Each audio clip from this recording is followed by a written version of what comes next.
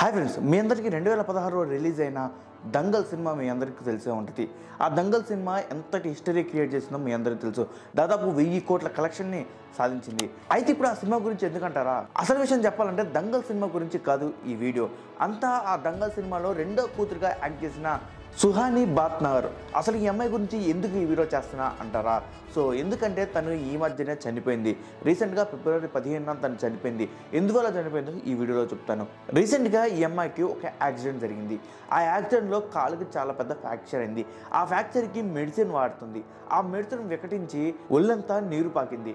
అప్పుడు ఎయిమ్స్లో జాయిన్ చేశారు. అయితే తను వాళ్ళు ఇచ్చిన ట్రీట్మెంట్కి కూడా తను సపోర్ట్ చేయక తను చనిపోయింది అనమాట. ఇందులో సో సాడ్ ఏంటంటే తనకి జస్ట్ 19 ఇయర్సే. తనకి జీవితం చాలా ఉంది. తను అప్పుడే చాలా మంచి యాక్టర్. చిన్నప్పుడే ఇంత మంచి యాక్టర్ అయిందంటే పెద్ద అయిన తర్వాత కొన్ని అద్భుతాలు చేయగలదు. అలాంటి అమ్మాయి చనిపోవడం చాలా బాధాకరం. ఖచ్చితంగా తన ఆత్మకి శాంతి జరగాలని చెప్పేసి నాగన్న ఫెట్స్ యూట్యూబ్ ఛానల్ కింద నేను కోరుకుంటున్నాను. మీ అందరికి కూడా నేను ఒక విషయం చెప్పదలుచుకున్నాను. అదేంటంటే మనందరం నిమిత్త పాత్రనే. మనం ఎంతవరకు ఈ భూమి అని రాసి ఉండాలో అంతవరకే ఉంటాం. అందుకోసం మన కొట్లాటలు పోరాటాలు ఇవన్నీ చేసుకుంటూ పోతే మన జీవితం వృధా అవుద్ది.